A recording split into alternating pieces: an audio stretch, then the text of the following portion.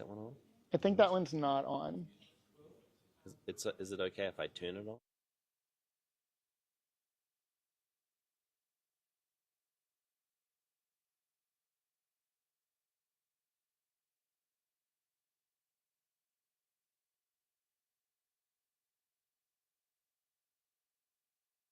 Good evening, everyone. My name's Andrew Carnier. I'm a member of the philosophy department here at Trinity, and it's my pleasure to welcome you to this fourth and final lecture in this year's Lennox seminar.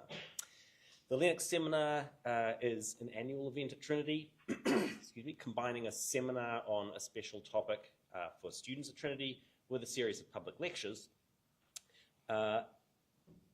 The lecturers are all distinguished guests from elsewhere with a specialty in the area of the seminar, and they lead the seminar the week that they're visiting campus. This year, the topic of the seminar is Taylor Swift as literary and recording artist, and it's my privilege to be teaching with my colleague, Dr. Betsy Tonti-Plafel in the English department. I always like to begin these events by taking a moment to thank the people who made it possible.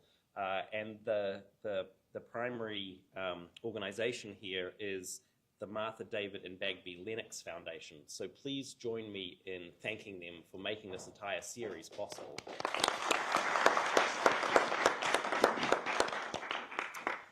Of course, there are many people and parts of the institution that have made tonight's event and the series possible. So I'd also like to thank Trinity School of Arts and Humanities, the departments of Philosophy and English, and especially Sarai Santos Vai and Shirley Durst, who are the office managers in English and Philosophy, and they've really done a lot of work over this past semester and before that, making sure that everything runs smoothly. I'd also like to thank my faculty colleagues, Amy Stone, Rita Urquijo Ruiz, Alex Gallen-Parisi, and Althea Delwich for help with organizing Dr. Cray's visit in particular. The program for tonight is basically that Dr. Cray will speak for about 40 minutes, followed by a brief Q&A session. I should note that the lecture is being live streamed and recorded, so we'll be circulating with mics during the Q&A period, and you should just know that if you ask a question, your voice will be broadcast and recorded. But I'm sure there'll be more questions than we have time for in the official Q&A, so I'd like to encourage you and welcome you all to join us for further discussion at the reception in the lobby directly following the Q&A session. To introduce Dr. Cray, I'd like to invite Trinity student Maddie King to the podium. Maddie's a senior psychology major and philosophy minor, and current president of Trinity's student-run philosophy club. Please join me in welcoming Maddie King.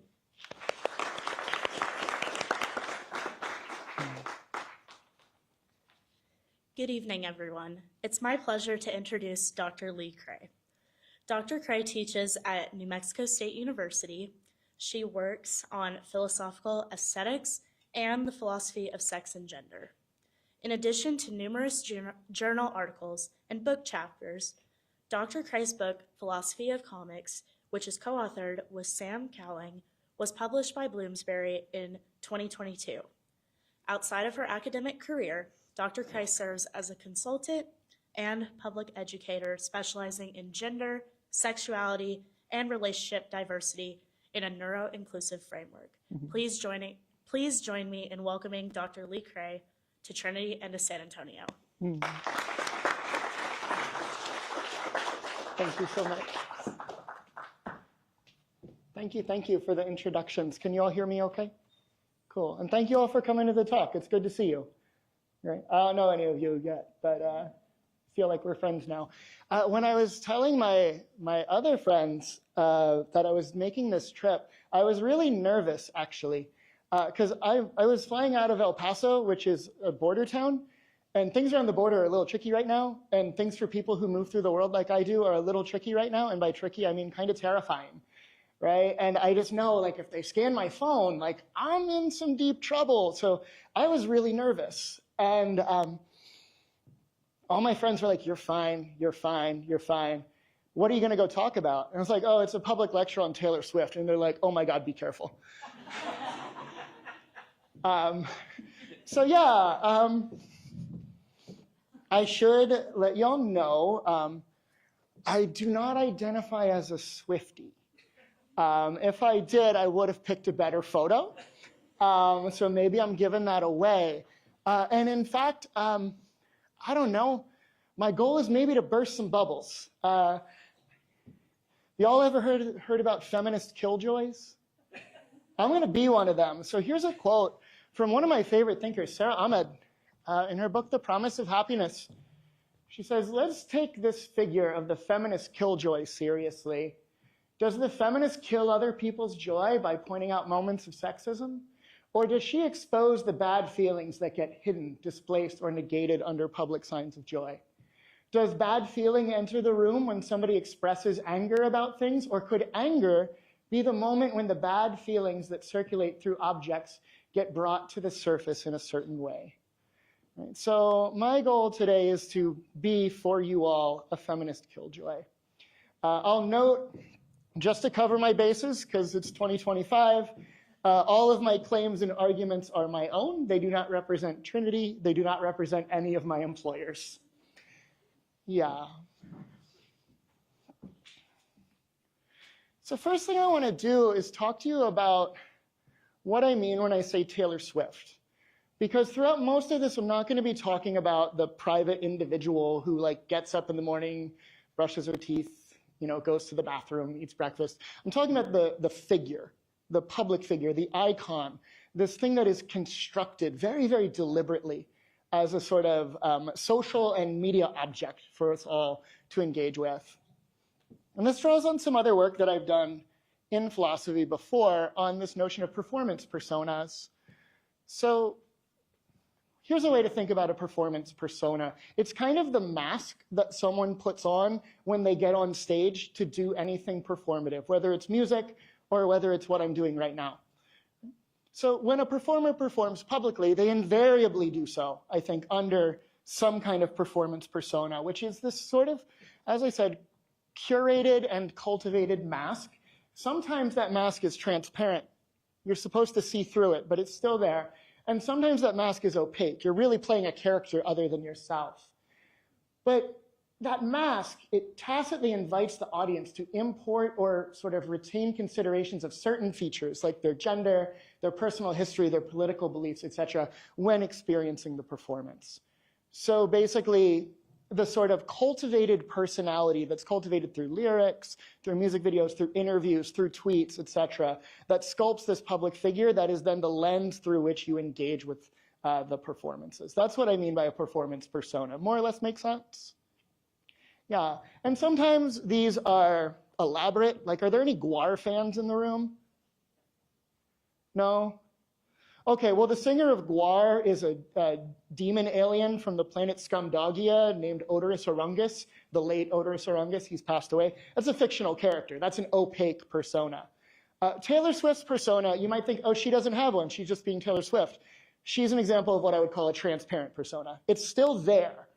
It's just she's performing as herself, as it were. So yeah, this says what I just said. Insofar as even performers who aim to perform as their authentic selves make deliberate choices about what to include, what to leave out, etc., of their public demonstration of self, the presence of a performance persona is inevitable. And this draws on various work that I've been doing over the last couple of years on this topic. Most recently, the 2025 paper was on Taylor Swift and her relation to performance personas. The one that's forthcoming is applying this to the context of Norwegian black metal. Yeah, because my life lacks narrative coherence. And you can see, sometimes in real time, or at least in captured real time, the construction of this persona. So if you've seen the 2020 Netflix documentary, Miss Americana, there's a part where she's shown arguing with her father and others about her public criticisms of Donald Trump, right? And whether or not such criticisms would invite backlash. And she says things like, I wish I would have said this earlier. I wish I want to be on the right side of history. And you can see her negotiating with them what her public persona should be, right? So that's an example of the sort of negotiations that we might see. And it's also worth noting that even the inclusion of that scene in the documentary is itself part of the construction of the persona. It's tipping us off that, oh, Taylor is reflective about her public presentation. So now we include that in the public figure, this construct. But now, insofar as performance personas are constructed artifacts, we might ask, what are the relevant ethical considerations regarding their construction and use? So what's sort of in bounds, what's out of bounds? What pushes the limits? What's okay, what's not when it comes to performance persona construction and use? I'll give you a non-Taylor example to help illustrate like maybe a problematic case. Does anyone happen to know who this is? It's kind of an obscure figure, but his name is Douglas Pearce. He's the sole constant member in the British neo-folk band, used to be a post-punk band called Death in June. And the thing about Douglas Pearce is he regularly performs in Nazi regalia and incorporates Nazi and other fascist symbols into his stage show, also into his album artwork, into his lyrics, and into his compositions using Nazi musical motifs. But if interviewers ask him, so are you a Nazi? He does this whole non-committal thing where he's like, no, I don't want to say, right? And this leaves his fan base in a weird position where they're like, wait, is he actually a Nazi, or is he just appropriating Nazi imagery for subversive, transgressive, artistic expression? And part of his whole shtick is he wants to leave it as a mystery. And this, I think, raises some real ethical questions about whether or not that's okay. Because arguably, his refusal to declare his relationship to Nazi ideology contributes, I think, in ethically condemnable ways to the normalization of such ideology by perpetuating some kind of plausible deniability. It turns out that Death in June is a sort of neo-Nazi gateway band for a lot of folks as they're getting into white supremacist circles, right? And all he would have to do to turn that off is to come out and say, it's just aesthetic. Even that would still be weird, but canceling the possibility that it is in fact sincere. So do you all see this idea that like the constructed performance persona still exists in some kind of ethical space? And there are ways of doing it well, there are ways of doing it that are really shady, and well, I think this counts as one of the really shady ones. So as I go through this, when I say Taylor Swift, I'm mostly talking about the constructed figure as a tool wielded by the private individual and others. And when I talk about Taylor as private individual, I'll make that clear. But now the second part of the title is queer politics. In case you can't tell, I am a queer human being. I live in a political world, so my very nature, my existence is political. So I want to tell you a little bit about what I mean by queer politics and the sort of political lens that I'll be doing my analysis through. I'll start with two quotes. One is by another of my favorite thinkers, Bell Hooks. This is not from any of her written works, but it's from a spoken panel that she did. You can find it on YouTube under that title. It's about the definition of queer. And I like this one because I think when people talk about queerness, they focus way too much on people having sex, right? And that's great, but it's not the point of queerness. Queerness is much bigger than that. Being queer is not the same as being gay, for example. So Hooks writes, or rather speaks, saying queer not as being about who you're having sex with, though that can be a dimension of it, but queer as being about the self that is at odds with everything around it and that has to invent and create and find a place to speak and to thrive and to live. Being queer is about living in a world that you do not fit into and then acting in a way that shapes it into a world that you want to live in and that wants you to live in it, right? So when I talk about queer politics, it's that political project. Right? It's also put really well in this book, Cruising Utopia, by this wonderful human, Jose Esteban Munoz. Similar idea, spelled out a little bit more. Queerness is not here yet. Queerness is an ideality. Put another way, we are not yet queer, but we can feel it as the warm illumination of a horizon imbued with potentiality. We have never been queer, yet queerness exists for us as an ideality that can be distilled from the past and used to imagine a future. The future is queerness's domain.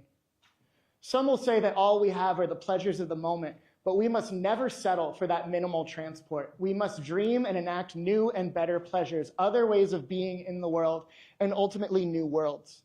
Queerness is essentially about the rejection of a here and now and an insistence on potentiality or concrete possibility for another world.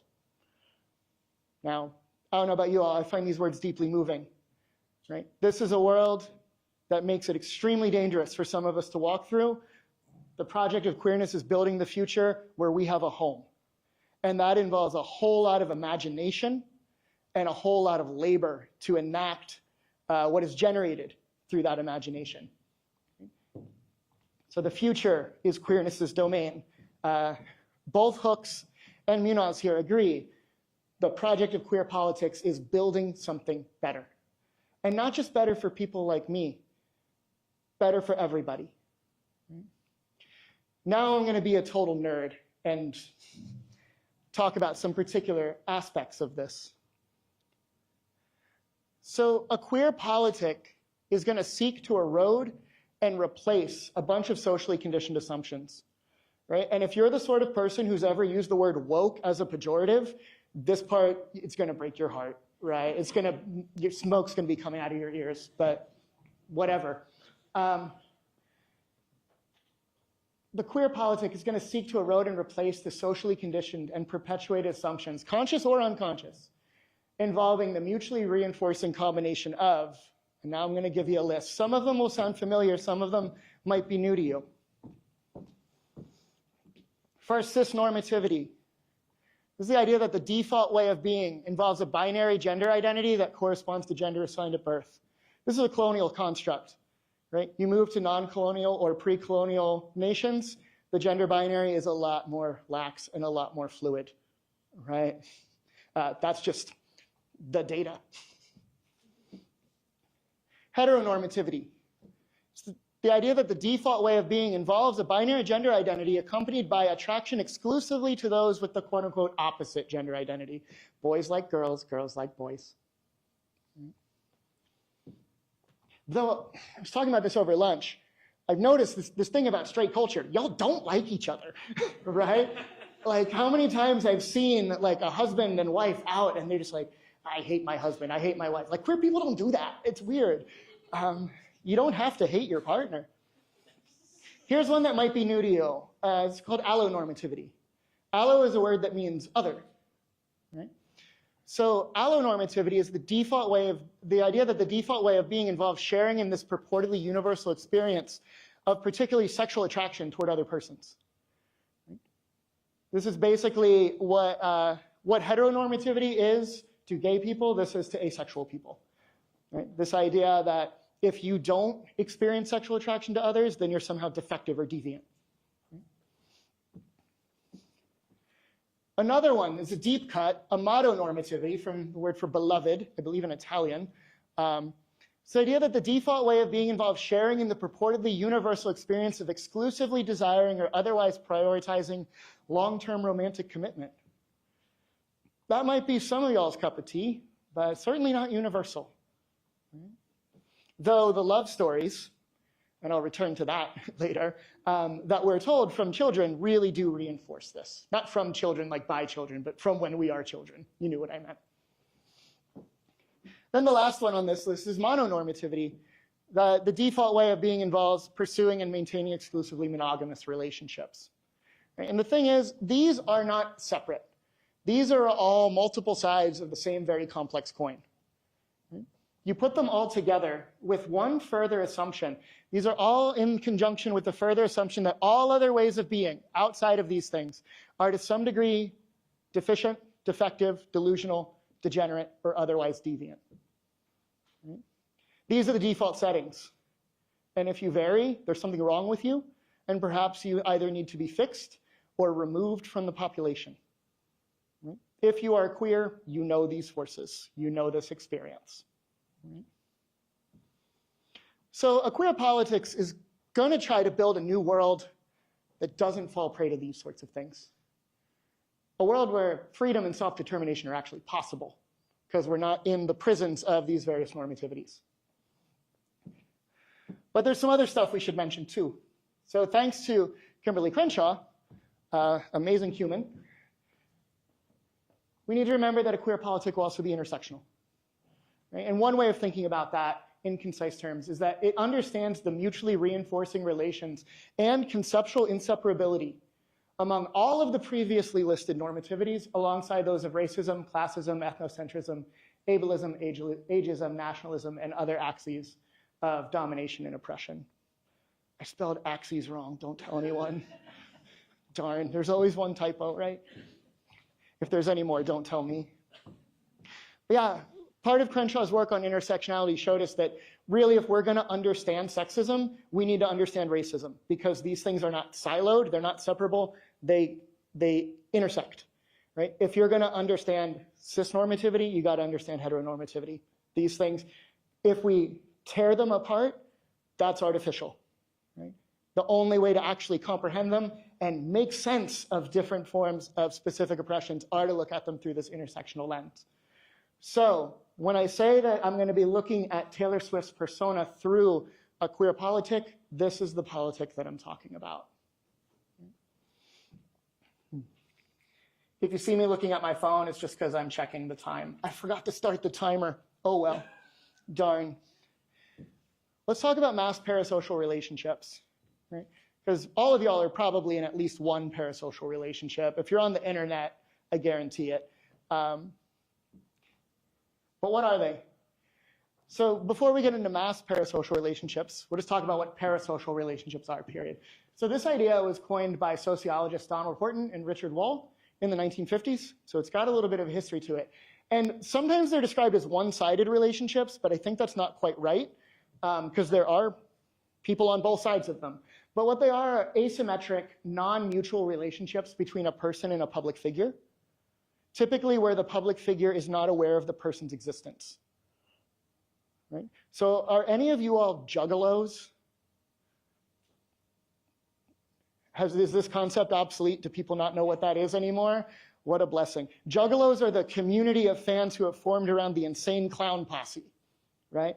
That is a parasocial relationship between the particular juggalo and Violent J and Shaggy 2 Dope, the members of Insane Clown Posse. People have these with celebrities. People sometimes have these with fictional characters. Like if you have a favorite superhero who inspires you, that would be a parasocial relationship. Yeah, you think about, so I used to live in Columbus, Ohio.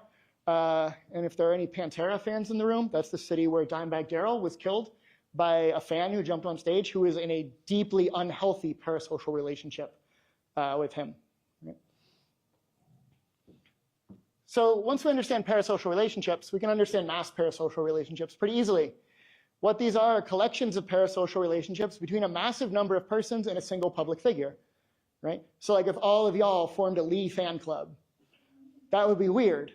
But that would be a mass parasocial relationship.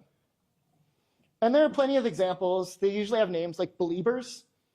I didn't know this term until I was researching for this talk. Apparently these are people who like Justin Bieber. Deadheads, parrot heads, maggots. Anyone know the reference? This is the mass parasocial community formed around the band Slipknot. Right? And then juggalos, of course. So these are all examples of mass parasocial relationship communities where you have a ton of people and then sort of one figure at the top. Right? Not quite a cult, because the figure at the top might be aware of the people at the bottom, but they don't know anything about them. There's no direct interaction. It's an asymmetrical, non-mutual relationship, usually without any kind of contact.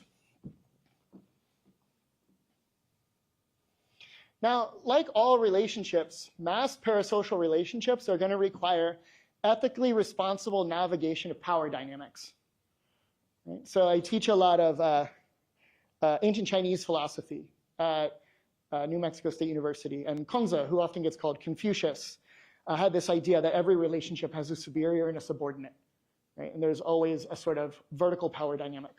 And what the superior owes to the subordinate is benevolence, and what the subordinate owes to the superior is obedience, right? That's a pretty strict view, right? We don't need to say every relationship has that power dynamic, but we can go a little broader. Any relationship we're in has some degree of power dynamics. Right? And moving through relationships responsibly, whether they're romantic, professional, parasocial, mass parasocial, is going to involve responsible navigation of those power dynamics. Here's some gesturing at what some of these resulting obligations might be. So the obligations of the massive individuals, so like you all, if you form a Lee fan club, would be one, recognizing and maintaining boundaries and reasonable constraints on privacy. I say reasonable because if you're a public figure, you do suspend some degree of your privacy, right?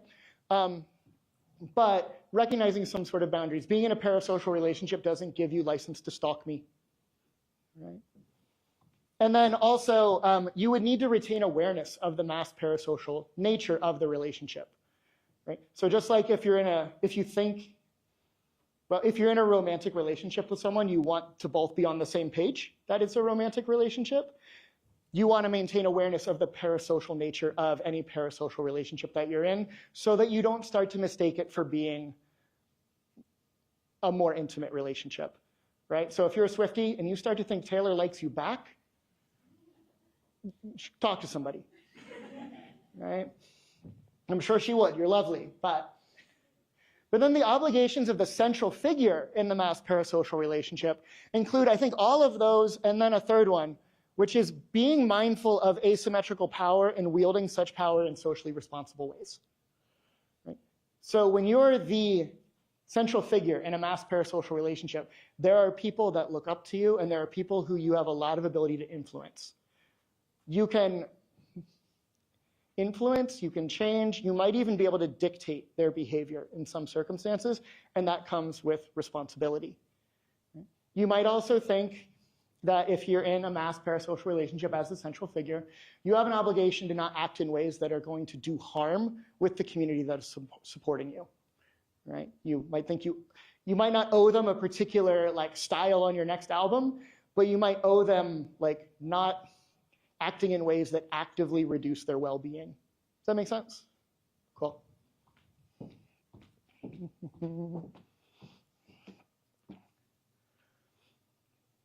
So I think one component of this awareness of the mass parasocial relationship is the recognition that material support of the central figure, whether it be monetary or otherwise, some kind of tangible, meaningful material support of the central figure as a public figure, directly or indirectly, through supporting their output, typically entails some degree of material support toward the central figure as a private individual. So in short, if you're giving them money for their art, you're giving them money to put in their pocket, and if you know they have certain causes that they donate to, you know that you're aiding in that, right? Sort of this transference. And I think that support is subject to ethical consideration insofar as we inherit a degree of responsibility for the causes supported by the central figure as private individual, right? So if you found out that Taylor Swift was donating tremendous amounts of money to the KKK, I would hope that this would impact you, right? And your willingness to purchase her albums. But we don't need to go all the way to that example. There's someone else we can look at, content note, for this wonderful human. So when I pulled up the Taylor Swift photo, I did a search for Taylor Swift bad photo. And when I did a search for J.K. Rowling bad photo, it was just photos of J.K. Rowling. Yeah. But I think this one is a helpful case in demonstrating how material support for a public figure, directly or indirectly, through supporting their output, entails some degree of support for the private individual. So there was recently a case in the UK Supreme Court that was really harmful and detrimental to the trans population. And J.K. Rowling donated a substantial amount of money to that cause and has been very clear that when you buy Harry Potter merchandise, that is where your money is going, right? So in her eyes, when you are supporting, you're at Barnes & Noble buying stuff from the Harry Potter section, you are actively supporting people who are campaigning against trans rights, right? And other varieties of rights and causes. It's not a secret. She's very open about this. Right? Now, it's not just buying the stuff, though, but it's also keeping the culture of Harry Potter alive. Right? It's having your Hogwarts house in your Instagram bio, if people still do that. Things that will perpetuate it remaining in the zeitgeist so that people will continue buying the stuff. Right? Because when you buy her stuff, you hurt people like me. And hey, if you want to hurt people like me, which statistically some of you in the room probably do, go nuts, right? But for those of you who don't, it's a consideration. And this has actually led to a lot of people breaking up with J.K. Rowling. So whereas she used to play a mass parasocial role akin to like a supportive auntie for countless queer youth, her hostility toward queerness, and I don't just say transness, because she is hostile toward anything other than the LGB. She likes assimilationist sexual minorities, and any scent of queerness, she is antagonistic toward, right? So the whole queer politic we mentioned earlier, Rowling's not on board. But her hostility toward queerness has led many to opt out of the relevant mass parasocial relationship as a means of withholding material support from her as the private individual. Because there's no way to support her as artist without supporting her as sort of antisocial activist.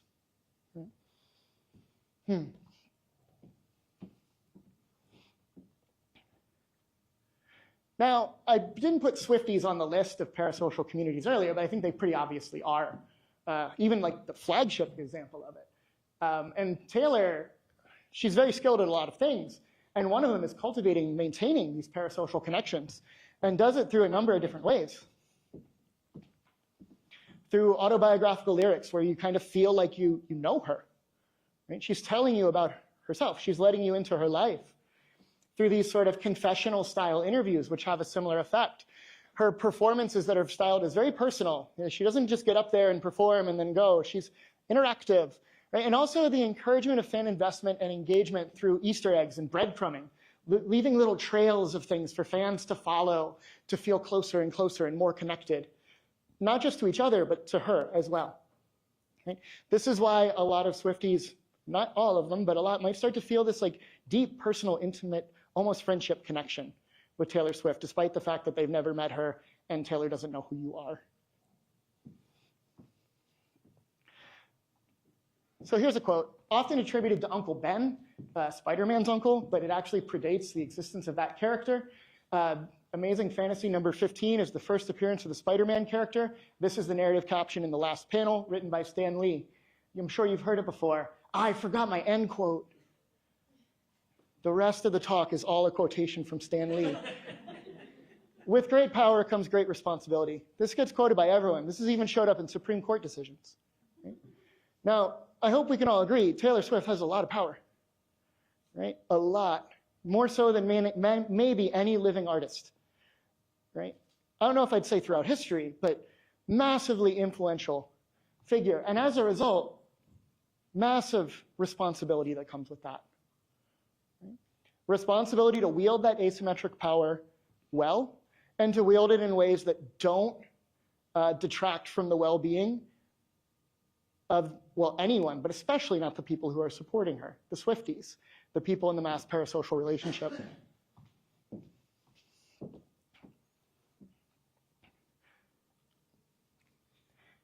Philosophers who saw that, yes, it's going to be Kant in a moment, right? So when we think about our moral obligations, right, and the ways that we might enact this responsibility, like saying with great power comes great responsibility. Well, responsibility to do what, right? What are the resulting actions? Well, if we look at things through a Kantian framework, we can divide our sort of moral duties into two broad categories. Perfect duties. These are duties that must always be followed. And they're typically negative in form. It's like, don't lie, right? Don't kill innocent people. Don't break promises. These are ones where every chance you get, you have to not do the thing.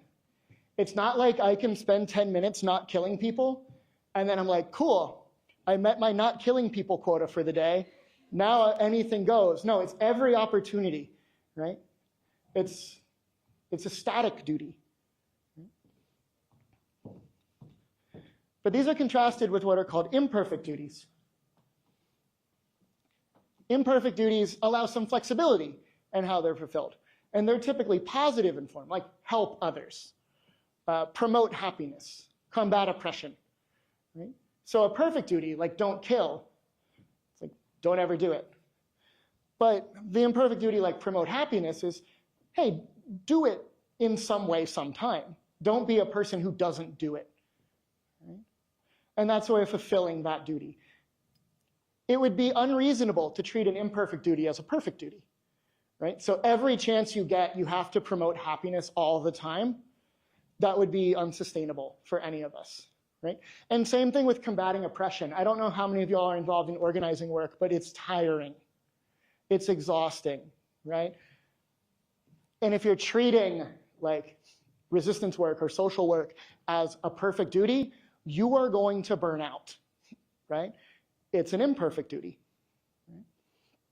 So when we think of Taylor and her obligations as this person with great responsibility because great power, and we think, yeah, she should try to help, try to promote happiness, try to combat oppression, but she doesn't have to do it in every way all the time. This would be, an opportunity for her to satisfy an imperfect duty. And of course, it could be argued that she does. She does a lot of good for the world.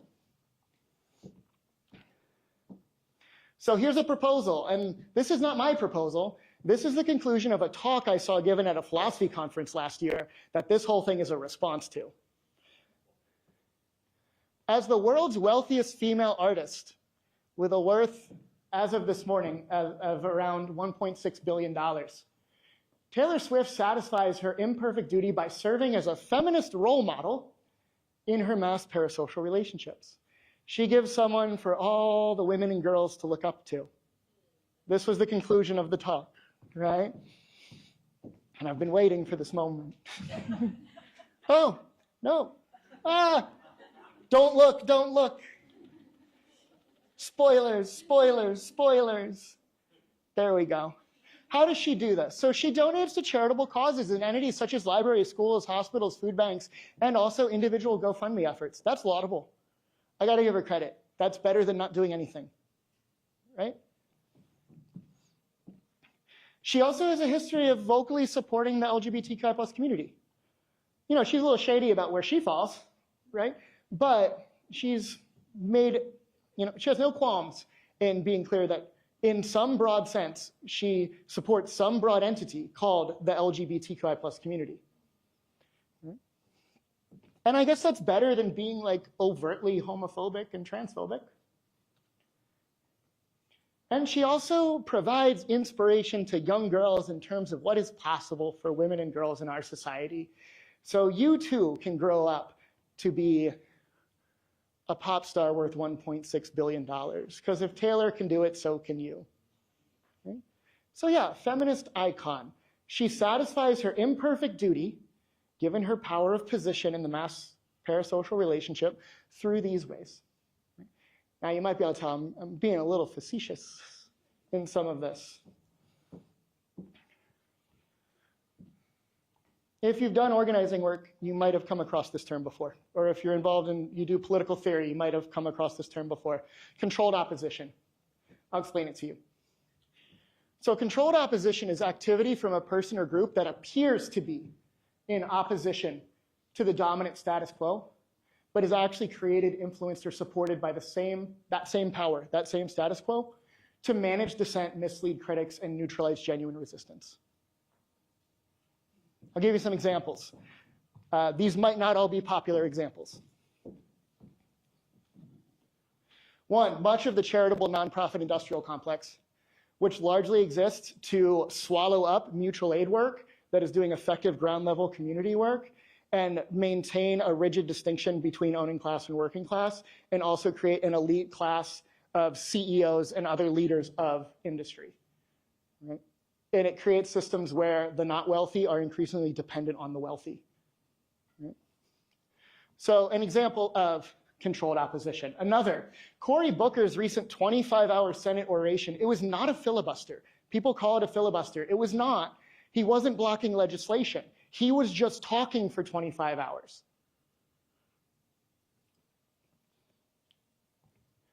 So he does that, and suddenly we have renewed hope that someone from above is going to come down and save us. Right? But he's part of the same political establishment that got us in this situation. Arguably, the entire American Democratic Party is controlled opposition. You may have heard of what's called ratchet theory. Right? Under ratchet theory, you can just look at the crude picture of the two American parties. The Republicans push us right, and the Democrats keep us from going back left. Right? Controlled opposition. Another example, hierarchically organized protests backed by permits and voluntarily monitored by police and internal peace police who try to keep each other in line, telling them what they can and can't do, like the hands-off protests from April 5th, which maybe some of you participated in. Right? But these were protests that were not really grassroots. Right? In a sense, they were. But they had very much a top-down structure with a list of do and don't. It's a way of taking public rage and funneling it into something that controlling party ruling class sees as palatable. So these are all examples, potential examples, we can argue about them if you want, of controlled opposition. So Taylor, I'll argue, is controlled opposition. And this word, this is the one that's good. And again, if you've ever used the word woke pejoratively, like your head's going to explode. I would argue she instantiates and reinforces through public action and creative output the combination of all those things we talked about earlier, which would be cis, hetero, allo, amato, mononormativity, right? Basically anti-queerness. And how does she do this? Well, she moves through the world as icon, as sort of a default figure that people aspire to be. And I've talked to both Betsy and Andrew earlier about the song, Love Story, right? And I really think it's interesting that there's no indefinite article at the front. It's not called a love story, it's called Love Story. And when you leave off an article, you do a little bit of philosophy of language. The default assumption is you put in a generic quantifier. So this is taken as a default love story. And it is a love story that encodes all of those things that I had up there earlier. Right? So treating that as a template for love, and maybe it is for some of you, but it's not for me. Right? So through her work, sure, there are arguable queer readings of some of her texts, right? But by and large, she is reinforcing and singing to folks who operate on default standards. On top of that, she models and maintains capitalist ideology and hierarchy. She did Charlie XCX dirty. Do y'all know about this? Right? So Charlie XCX was gonna have a #1 release. I think it was with Brat. And Taylor re-released, what was the album called? Tortured Poets. I'm not a Swiftie, right? Re-released it with bonus tracks and does this repeatedly. And the effect is other women artists don't get their chance at a #1 slot. It's a way of manipulating the market, right? So if we're a feminist and we're trying to help out the girls, it's a weird way to do it, right? When you're like, oh, someone else might have a #1 slot, can't have that, better re-release my album with some bonus tracks. Did y'all see Charlie XCX's response to this? Released an album called Brat, but it's different because it has more tracks, but it's the same. I think that it was something like that. Total jab.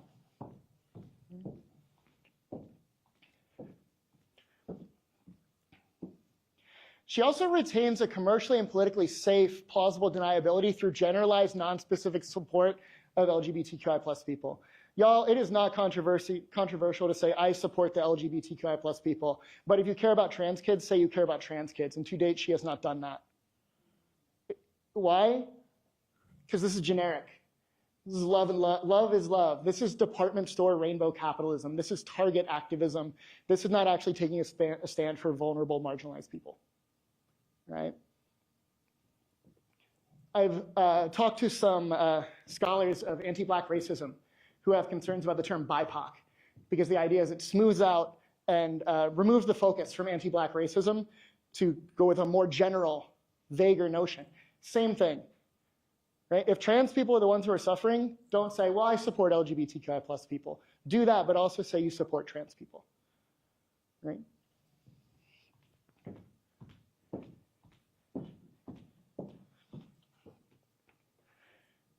She also disproportionately contributes to the ongoing and escalating climate crisis, which disproportionately affects people, including women and girls in the global south, through her willfully oversized carbon footprint, which is about 1,000 times larger than the average person here, or the average person, period.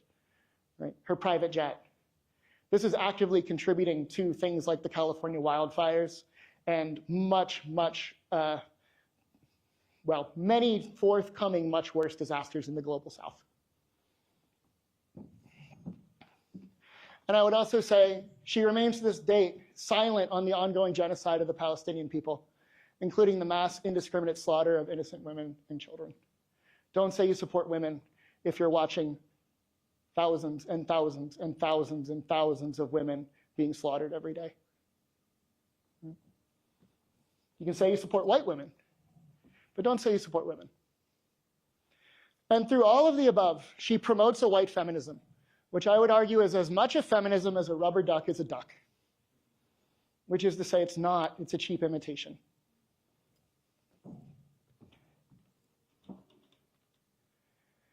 Some quotes, right?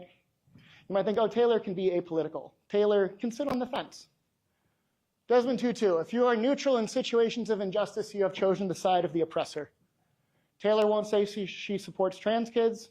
Okay, we know where she stands.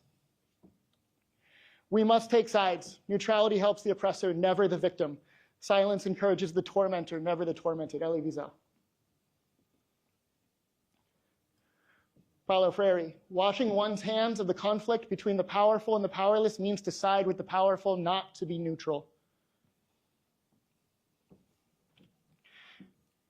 MLK Jr., the hottest place in hell is reserved for those who remain neutral in times of great moral conflict. An individual who accepts evil without protesting against it is really cooperating with it. Looking at Taylor, the construct, I would say guilty, guilty, guilty, guilty. So conclusions. I'd say through propping up white feminism, Taylor Swift's performance persona functions as a tool of controlled opposition. In continuing to operate under this persona, Taylor Swift, the private individual, fails in the ethical obligation of wielding asymmetrical power and influence in socially responsible ways. And here's the fight in words. In continuing to materially support Taylor Swift, including by identifying as Swifties, individuals in a mass parasocial relationship with Taylor Swift contribute material support to controlled opposition. I'm not saying you shouldn't do it, but you should at least own what you're doing. I do shitty things all the time. Sorry, can I say that? Oops. So just a few objections and replies, and we'll open up for Q&A. Objection. Not everything has to be about politics all the time, Lee. Can't we just let pop music be pop music? Nah. Politics isn't just about surface-level disputes between political parties. Any social interaction involves navigating cultural assumptions, norms, and power dynamics. As such, every social interaction is political. Every social phenomenon is political. And insofar as pop music is a social phenomenon, pop music is political. It helps shape young people's ideas of what love is. That's extremely political. Also helps shape their idea of what love can be. Right? And the reality is that Taylor's not merely a pop artist, she's a culture shaper. She's one of the most massively influential figures in our culture. She just happens to also be an artist in doing so. Objection. Don't these arguments apply to so many culturally significant entertainers? Why pick on Taylor Swift in particular? Well, they do. Right? They do. You want me to give a talk on Sabrina Carpenter next? So I got you. You want to talk about sitting on the fence on a lot of important stuff. But insofar as Swift holds more resources and influence than nearly any other culturally significant entertainer, she makes for a pretty solid case study.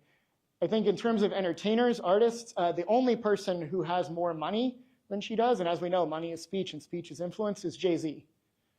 Right? And that guy's in some trouble. Last one, haven't we heard all this before? Isn't this just the same old critique lots of people have been making for years? Isn't this just kind of a cliche? And I would say, yeah, If you've followed Swift's career with even a moderate degree of attentiveness, I'm confident that you've heard these arguments before, even if articulated through different language. But they're important, and they warrant repeating, because the message hasn't sunk in yet. So I'll just say I hope we all hear them again. And that's where I'll say a big thank you and conclude the talk.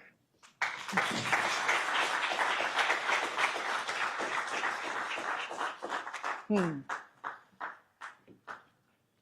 have time for discussion. If you have a question or a comment, just raise your hand and we will bring the microphone around.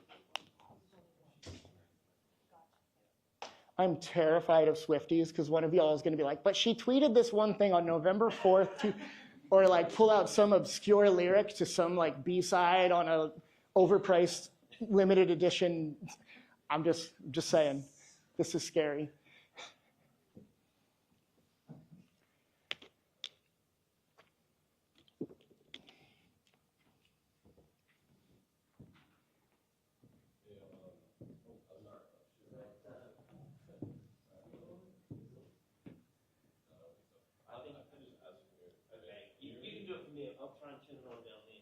Yeah, I'll just repeat the question back so that it gets on the recording.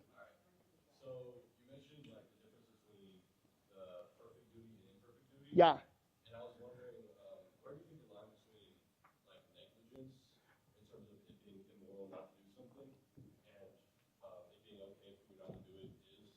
Yeah. Really like pretending with something like Taylor Swift and like her how bold she is about certain issues. Yeah, I think that's a really good question. So the question is, with this distinction between perfect and imperfect duties, is my mic still on? Is this still coming through?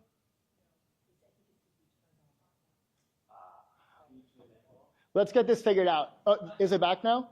Cool. Yeah, so the question was about this distinction between perfect and imperfect duties and how to understand like negligence in that framework. That's the question. Yeah, so I think negligence is a way of condemning failure of imperfect duty.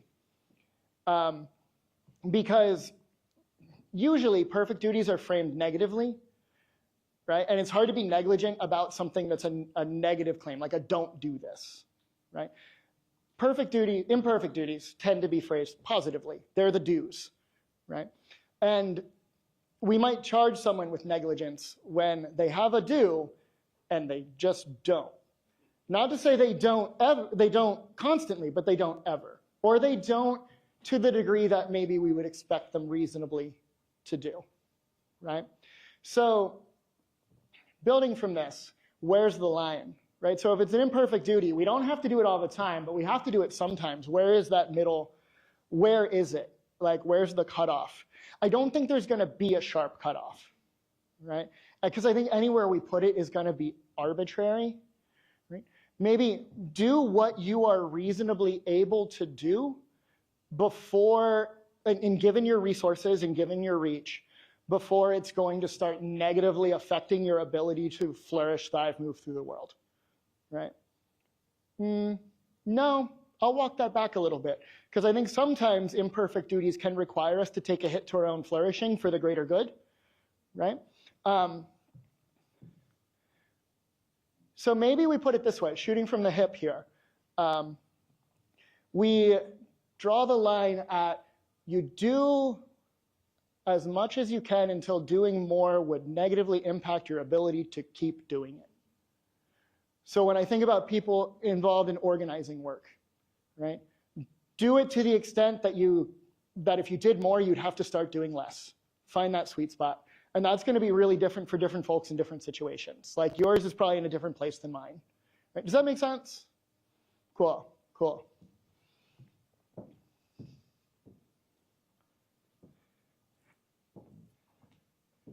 Thank you so much. That was a really fantastic talk. And Thank I you. appreciate the call out on her silence about Palestine. We need to not normalize that silence, and it's such a risk. So thank you for noticing this. Of course.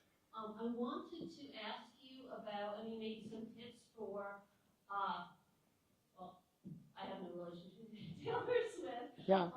And my examples of my sort of problematic fandom are considerably nerdier, like Wagner and stuff like that. Uh-huh. But what are some ways to rescue the art from the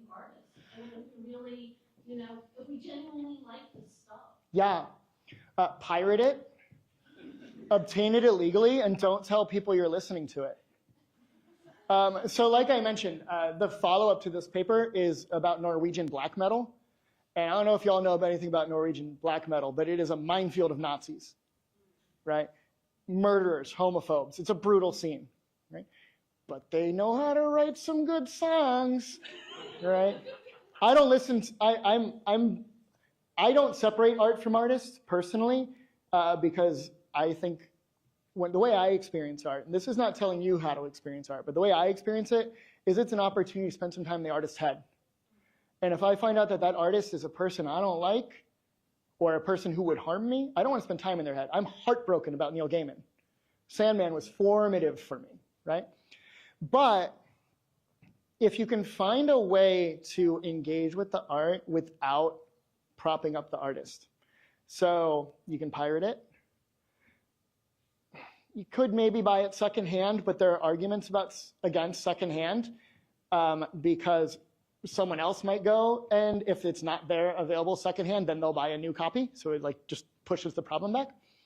And the reason I say don't tell anyone about it is because that's advertising, you know? So like there's this Nazi metal band that a whole bunch of people for some reason like called Burzum, not a cool guy. And people are like, oh, well, I just downloaded all of his albums, but then they're wearing a patch on their jacket. And it's like, don't do that, like, because that's material support. So if you can find a way to engage with the art without materially supporting it, and that will also include streaming, right? So like, who's I don't know, Roman Polanski, right? If you have it, if you already own it on DVD, put in the DVD. You don't need to stream it, right? Now, this is if you really want to take this obligation super seriously, right? I also don't think we're required to some degree of moral sainthood where like we have to have like ideological purity conditions for the art that we engage with. I also think there can be value in engaging with art that comes from people who we find morally problematic because it can help us understand a little bit about, it can help us know our enemy. Yeah, so does that help address the question? Yeah, cool, thank you. I think there's one in the back.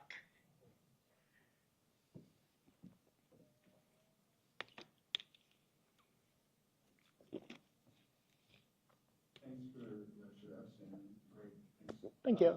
I find myself sitting here kind of thinking about a lot of parallels right now, Yeah. culturally, with products. Uh-huh. For example, Tesla and Elon Musk. Yeah. You know, that's one, I have one of those, and you know, I bought it for what I think are wholesome reasons, support EVs and the technology and what they should stand for. But Yeah. I'm not super thrilled about the CEO, but Yeah. then we take, so I'm thinking about this question about negligence Yeah. versus where the line is there with perfect and imperfect duties. You think about Chick-fil-A. Yeah. Things like this. I've tended to fall on the side of not promoting, you know, I haven't pulled the logo off my car. But, Yeah. I think it's sort of the same principle we're talking about here.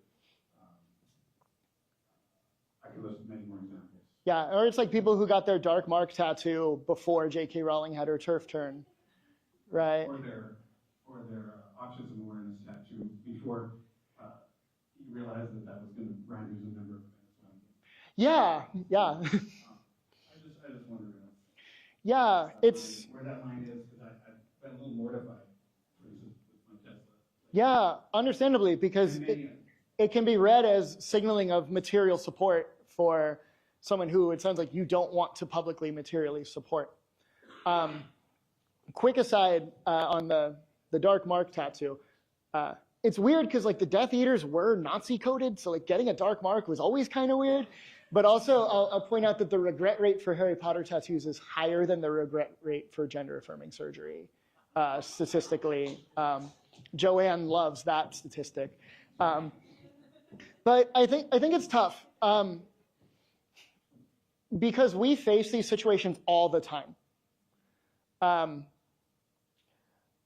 You mentioned Chick-fil-A.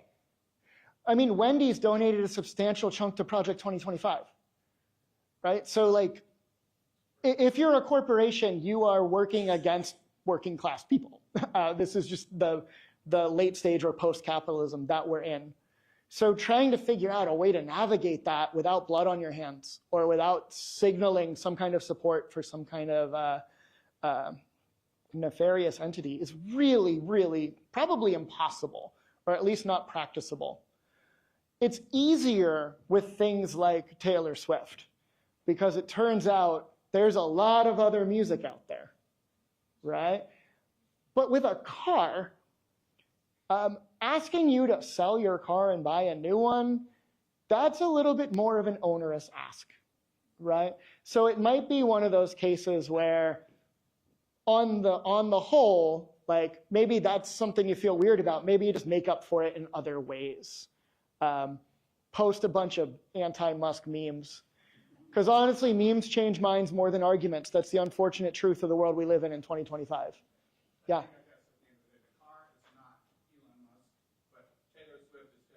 Exactly, yeah, yeah. And also, when we stream Taylor Swift, we're continuing to support Taylor Swift. You're not supporting Musk every time you buy your car. You bought the car, right? I mean, maybe you still have payments, but you know what I mean, yeah. Like a one-time purchase, it's like, it's already done, you can't undo that, right? So now we just move forward. Maybe don't buy another one. Yeah, I've only seen one Cybertruck since I got here. Those always delight me. I think they revel in how ugly they are. It's like it's a manifestation of Musk's trolling, I think. But I mean, similarly, like you have a Tesla. I have an H.P. Lovecraft quote tattooed on my leg, right? Before I knew that he's not just profoundly racist, but like his art was deeply, his fear of the other was deeply informed by his xenophobia, right? So I struggle with what to do with that tattoo, you know, but it's there and y'all can't see it. So there's no material support going on, at least right now. Yeah. Thank you. That was a really wonderful talk. Thank you for joining us today. Mm-hmm. I have two unrelated questions. Okay. And you can answer one, the other, or both. The first is that I'm wondering whether there is such a thing as an effective, ethically, let me rephrase that, an ethically appropriate central figure in a parasocial relationship, right? Yeah. I'm wondering if the conditions of that construct, right, prevent in various ways what would be necessary for that role to be played ethically. Yeah. Right? And my second unrelated question is, what is scholarship in terms of promotion? Right? Great question. Is scholarship a way of continuing, right? Yeah. And therefore promoting the kind of people proposition. That's a really good question. I struggled with that question when I was trying to figure out if I wanted to include Douglas Pierce in this talk, because now you all know who he is, and you might like get into Death in June, and now you're gonna next time I see you, you're gonna be a Nazi, right? Backfired, right? So I think that's a legit question, and I'm not sure what the answer is, but I think it's really worth struggling with. Can I do fighting words with like the whole thing here right now? I also do kind of think that the institution of academia and higher ed is also a branch of controlled opposition. So if scholarship falls under that, it is. Universities are colonial entities. Do a lot of good, but also encode a lot of the stuff that we were talking about earlier. So that one, I just want to acknowledge that's hard. And I think it's one that requires a lot of further like subtle thought. Can you remind me of the first question? ADHD. Is it possible for a Taylor Swift to be ethical central figure? Yeah, so the first person I think of is Jesus, but Jesus is God, and God is omniscient, so God knows who you are, so it's not a parasocial relationship. Siddhartha Gautama, the Buddha, maybe others. I think there are people who people think are sort of ethical, like your Bernie bros, but I don't know. He's got some dirt. Like, have y'all heard that folk album he recorded? Like, that's a crime against humanity. Yeah, look it up. It's on YouTube. I think there are going to be better or worse, but I don't think there's going to be like anyone who's like a paragon of virtue. But I think Taylor Swift is an interesting case because she does have an outsized degree of influence. And I also think that the harm that is encoded, the sort of like funneling feminism into white feminism, does disproportionate harm, right? Compared to other figures like I joked about Sabrina Carpenter earlier. I think she's not perfect, but I think she's doing a better job, right? She's doing less, but she's doing a better job. Yeah, I think that's my answer to that. Yeah, so no one's going to be perfect, but it reminds me of sometimes people are like, oh, there's no ethical consumption under capitalism, which is true, but they use this to justify like, so anything goes. And it's like, no, but there are worse things you can do. So like, try not to do the worst things. Yeah, try to like, I don't know, suck the least. Yeah. Thanks for the questions. Those are, especially the one about scholarship as material support is really, I don't know what to say. If folks have thoughts on that, because like, if I had left Douglas Pierce out of the talk, I think it was an important piece. It shows the question about the ethics of the persona. Could I have just created a fictional example? That feels weird. Yeah, but yeah, thank you. It looked like there's another question over here.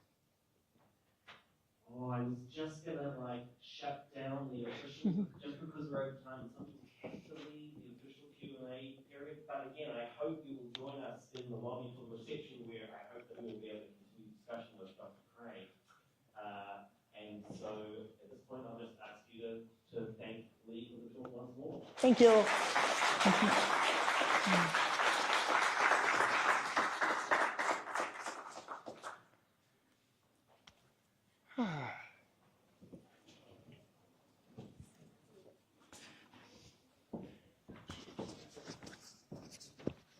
So here is this. Awesome, thank you. Great job. Thank you. Yeah, likewise.